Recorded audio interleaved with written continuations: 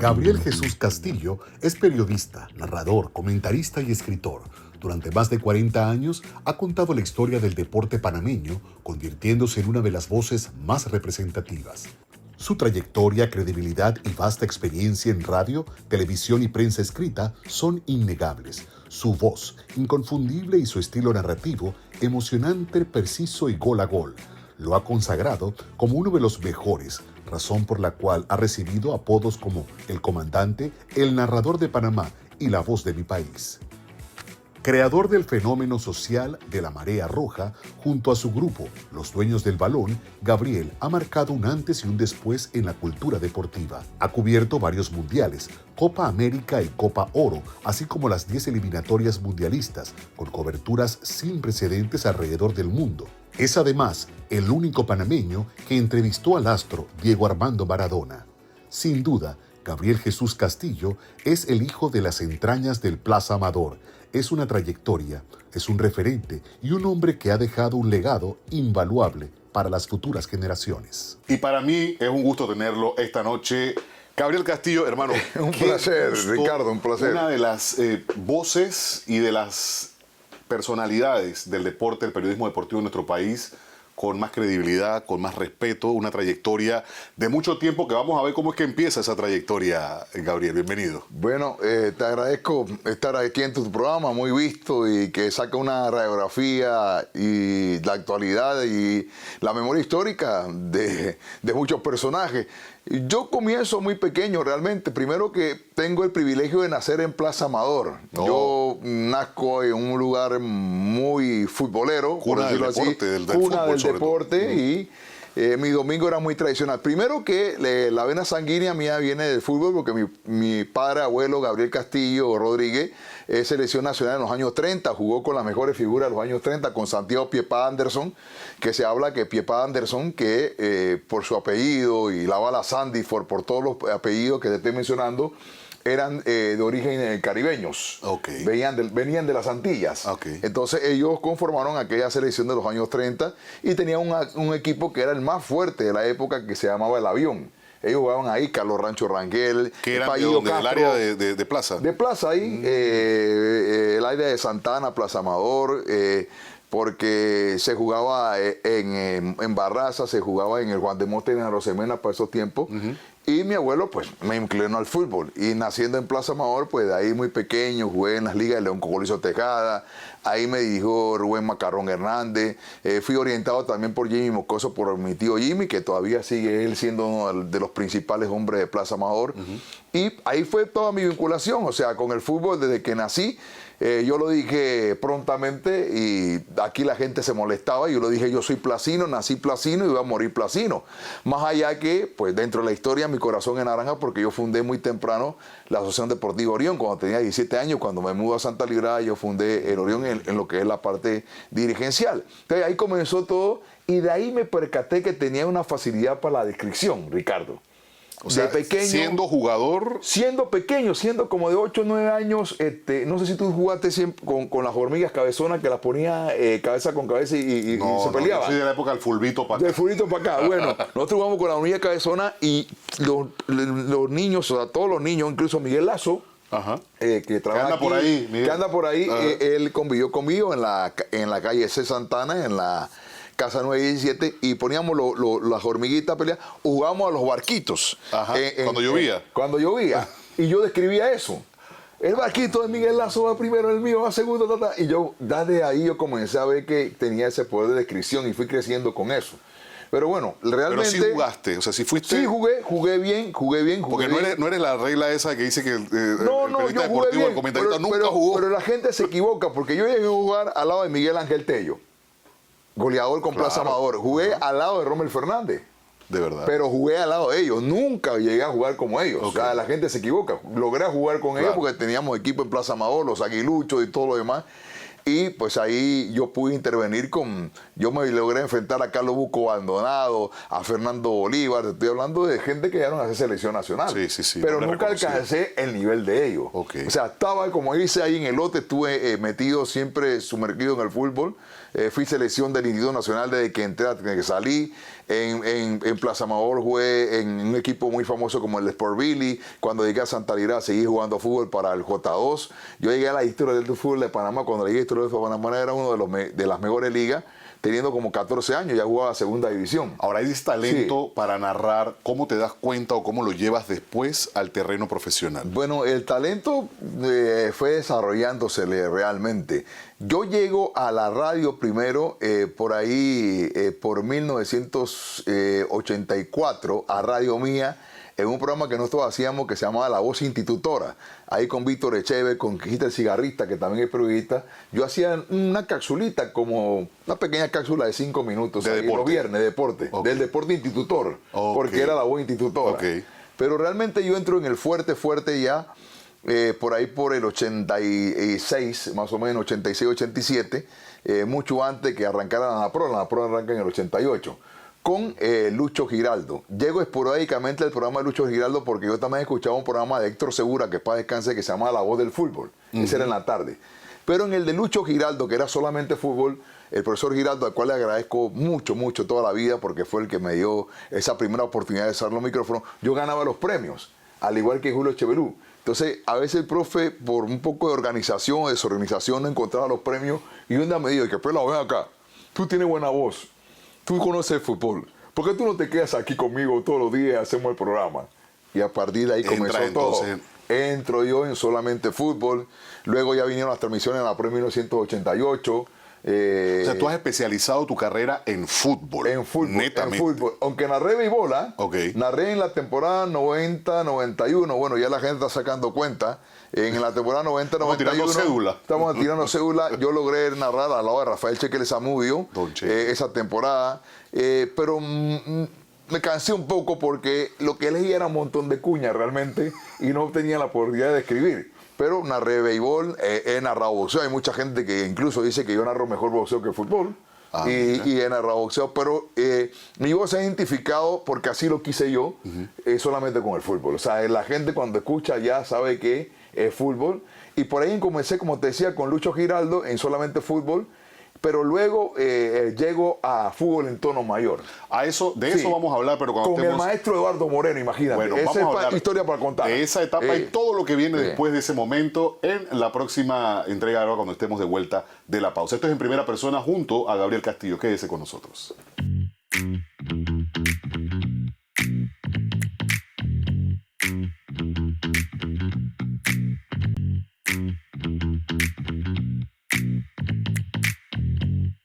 De vuelta en Primera Persona, Gabriel Castillo está con nosotros compartiendo anécdotas y momentos, la verdad es que fascinantes de tu trayectoria. Gabriel, ¿se da ese salto entonces ya a otra etapa y a otro momento en tu ya comienzo a entrar al fútbol en tono mayor, que era un grupo muy fuerte de narradores.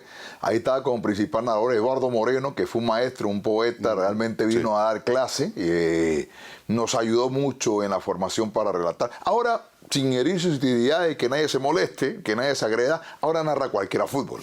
En aquella época era muy difícil porque estaba un Ricardo Pití, estaba un Rubén Pinzón, estaba incluso cuando yo arranqué, estaba Efigenio Tapia, estaba José Bet, estaba Edmundo Vargas. O sea, le estoy hablando de nombres de alto calibre. Claro. De alto calibre, hombres importantes en el relato del fútbol. Y yo era un pequeño, yo me acuerdo que también la oportunidad de relatar llegó así, porque yo hacía cancha primero. Yo era canchero, era entrevistador, era canchero. Y un día, por no sé por qué motivo, Eduardo Moreno en Fútbol de Moreno tenía 2 emisoras a la misma vez. O sea, controlaba 2 emisoras de él. Y me dice, hey, llegó el momento, te toca narrar. Yo agarré el micrófono hasta que me temblaba. Pero antes de eso ya había tenido una experiencia con Lucho Giraldo, que había narrado un partido de una selección de China. Imagínate que vino a jugar. Era Guantón, Chomí. Yo me imagino todos esos nombres yo relaté tan fáciles de mencionar. La selección de China juvenil vino a jugar con un combinado de historial de fútbol de Panamá. Y yo narré ese partido, pero ya en serio, pues fue con Eduardo Moreno. Y que también había tenido una experiencia anteriormente en televisión con Fernando Samaniego. Para ese momento Samaniego era presidente de la Federación de Fútbol de Panamá y conseguía derechos de transmisión de una Copa Libertadores, aquel partido donde Atlético Nacional se corona campeón por primera vez en Copa Libertadores. Samaniego consiguió ese derecho. Fue en Panavisión Canal 5. Panavisión. Canal 5. Por aquí creo que quedaba, por aquí cerca quedaban esos estudios. Sí, acá donde estaba Movistar antes enfrente. Correcto, el edificio ahí quedaba. Sí, Está clarito donde quedaba Panavisión Canal 5. Yo también tiro cédula de vez en cuando. Y ese día había una mesa enorme donde estaba Juan Carlos Mar, Luis Antonio Barreto, el mismo Lucho Giraldo, Che Belud. Habían como 8 o 10 comentaristas que Samaniego había invitado. Y ahí fue mi primera intervención para narrar un partido en televisión. Pero ya en serio, me escucha después ahí casi ligado, estando en La Exitosa con Eduardo Moreno, me escucha Ricardo Dicky Paredes. Don Dicky. Y me lleva a TVN, al selecto grupo de narradores de RJP. O sea, cuando tú llegabas a RJP... Eso era las Grandes Ligas. Era la grandeza coronada con Felipe Iñango, con Gaspar Modelo, con Beto Candano, que paz descanse, con Elías González. O sea, ahí estaba la crema innata de todos los narradores. Pablo Bustamante pasó por ahí. Correcto, Pablo Bustamante. Cuando tú llegabas a RJP, tú coronabas. Claro, tú decías, bueno, ahora sí ya soy narrador. Ahora, Gabriel, también Sí. hay algo que te consagra a todo comentarista o periodista deportivo, y es un mundial. Sí, claro. Los mundiales fueron muy fuertes para mí. O sea, yo hice mundiales comenzando, mi primer mundial, antes ya lo había hecho en radio. En el 90 hice el mundial en RPC con Eduardo Moreno, que me llevó, pero ya en el 94 hice el primer mundial mío en televisión, en TVN. Un mundial muy fuerte fue el del 2006. ¿Por qué, Ricardo? Porque era exclusiva la señal de RPC. Okay. Entonces tenías que andar muy directo. Con cuidado para no... Sí, con muy cuidado, porque la audiencia era especial. Era especial, que cualquier cosa mandaban carta al canal. Y nosotros logramos en esa producción ser los primeros panameños que logran ir a un mundial de fútbol a narrar directamente del lugar de los hechos. Yo recuerdo muy bien aquella final en Berlín, en el Olímpico de Berlín, que se enfrentaba Francia con Italia. Estaba con David Zamudio y Che Belud, y ellos me hacían así. El cabezazo de Zinedine Zidane en esa final a Materazzi, ellos no se habían percatado, pero yo sí estaba ahí mismo. Yo le hice así, que me dieran el pase, ¿no? Ajá. Y yo describí lo que había ocurrido con Zinedine Zidane. Es un partido un poco no tan bueno, donde Fabio Cannavaro, como capitán de aquel equipo, Cannavaro y en el Real Madrid, logran ganarle en penales a Francia, Italia, ese campeonato allá en Berlín. Pero esa fue la primera vez que un partido del Mundial y de final llega directamente al lugar de hecho con panameños narrando el partido. Mencionaste algo importante Sí. hace un momento, y era la reacción del público. El fanático del deporte es apasionado, a veces un poco extremo, eso temperamental, yo creo que a veces es la palabra, y cualquier cosita que se diga que no guste a alguna facción es un tema. Es muy difícil, sí. ¿Cómo has lidiado tú con eso? Porque hay obviamente momentos polémicos. Yo creo que primero tú hiciste una palabra muy precisa. Nosotros, incluso por recordación, el programa La Jugada desapareció de la pantalla en octubre del 2013. Incluso yo estaba en una gira por México cuando llegó ese momento, y yo estaba al lado de Hugo Sánchez y de gente importante del fútbol mexicano, y se dio porque Deli Valdés nos acusó, Julio, de que éramos desestabilizadores de la selección. Y hubo un problema ahí, un enrollo que se formó, y nos sacaron de la pantalla. Entonces Hugo Sánchez me decía, y estaba Raúl Rayano también en esa mesa, gente importante, estábamos en una gira en México, y le decían a los de Pachuca en ese momento, y que en ese tiempo estaba gordo, me decían, con este gordo hay que quedarse, si el técnico de la selección nacional se dedica un minuto con él, hay que traerlo aquí, dejémoslo en México. Y comenzaron que son implacables con su selección. Sí, son muy fuertes. Entonces, yo creo que el respeto uno se lo va ganando en la trayectoria, tratando de ser actual, tratando de ser veraz, tratando de no irrespetar. Yo siempre he sido un hombre muy fuerte a la hora de conceptuar, pero lo hago con categoría y lo hago tratando de no irrespetar, que es lo más importante. Y con ello, pues, he podido lograr que la gente acepte la forma. Antes tú decías, nosotros comenzamos con eso a hacer polémica. nuestro grupo, los dueños del balón, comenzamos a hacer polémica y nos satanizaron por un momento. Ahora todo el mundo yo veo que se titula que son polémicos. Yo soy polémico. O hacen cosas para ser polémicos. Yo soy polémico, dicen. Cuando el tiempo pronto arrancamos a hacer polémica en los 90. Fíjate que hay un pasaje importante que te quiero contar y aquí a toda la audiencia de Hispania TV. Nosotros hicimos grandes cosas en AM, en Radio Ancon 1020 AM. A partir del Mundial de Francia 98, con Celia Torre, con el mismo diputado Ares.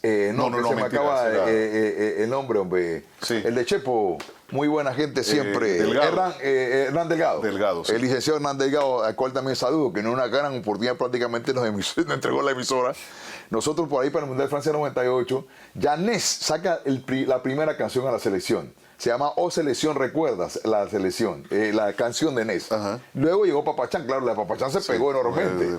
Pero claro, y Nes saca la canción, se cerró toda Avenida Cuba con las emisoras y nos llegaron a buscar la policía para apresarnos a mí, a mi grupo. Pero nosotros estamos transmitiendo en Belice.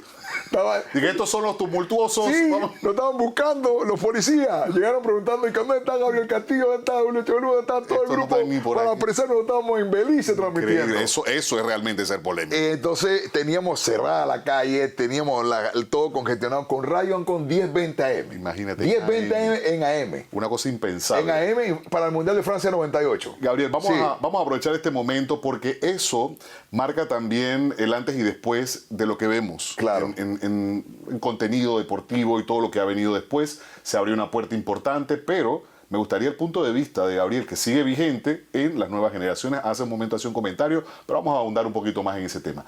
Venimos ya de inmediato aquí en Primera Persona.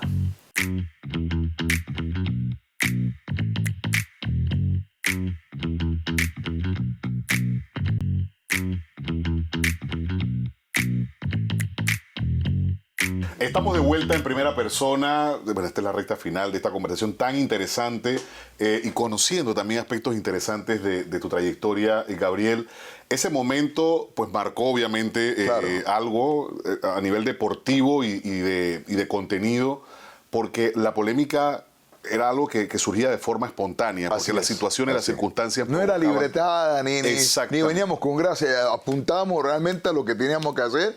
Para ese momento se decía que nosotros poníamos los técnicos de la selección nacional, para esos momentos hablaban de que nosotros poníamos los presidentes de la federación, porque sí éramos influyentes de verdad. Hay quienes dicen o cuestionan, por ejemplo, un comunicador, tener una amistad con un político, con un tema, es una cosa que debe ser manejada con mucho cuidado. Claro. Se da también en el ambiente deportivo, periodístico y deportivo, que haya conocimiento fraternal entre el director técnico, entre el jugador y demás. ¿Tú has mantenido eso de alguna manera? Yo tuve muy buena relación con Miguel Ángel Macía, porque en el periodo de Macía yo era jefe de prensa de la federación y tenía que viajar junto a él y mantuve siempre una buena relación también con Mijaíto Iquita, que cuando estaba en la federación el técnico rumano llegó, con José Eugenio Cheche Hernández.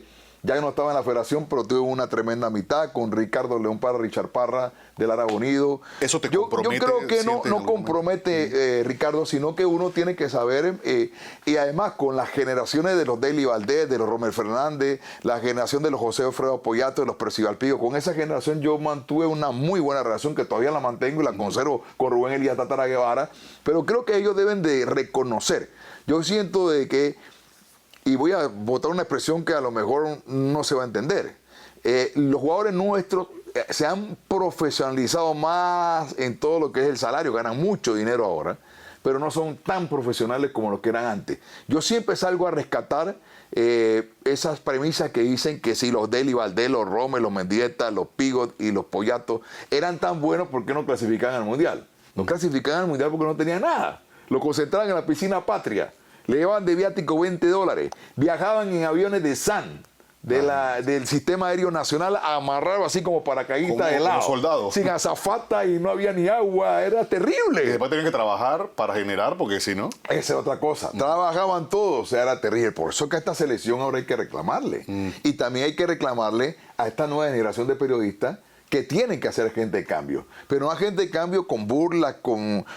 Yo no sé a dónde quieren llevar esto. Yo trato de hacer una pausa porque realmente los reclamos tienen que ser de otra forma, tienen que ser más consistentes a que podamos regresar al desarrollo del deporte, que es lo más importante, a que podamos tener no solamente en el partido final nuestro del LPF gente en el estadio, sino que en semana a semana llegue el público. Pero esta nueva generación no ha trabajado en eso, ni le interesa trabajar, le interesa más general y que siento que están buscando mucho reconocimiento.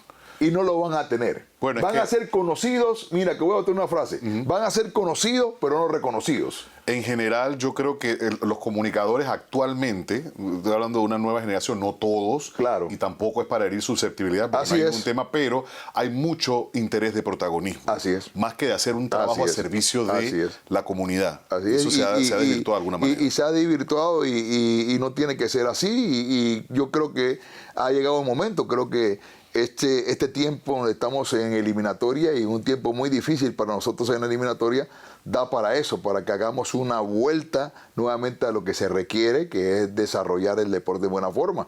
Además, creo que también debemos contar aquella época en el 2000, donde prácticamente Alfredo Prieto nos entrega RCM para hacer muchísimas cosas. Nosotros fuimos a la despedida, homenaje a Maradona, pasábamos metidos en Sudamérica, en Argentina, en Brasil, en Paraguay, cubriendo eliminatorias suramericanas. Haciendo contenido a la audiencia. Haciendo mucho contenido a la audiencia. Nosotros fuimos a la despedida de Bambán Zamorano cuando llegó a Chile la selección de Francia campeona del mundo. Imagínate. Con Makelele, con Zidane, con Lilian Thuram, con ese equipo que Chile le gana.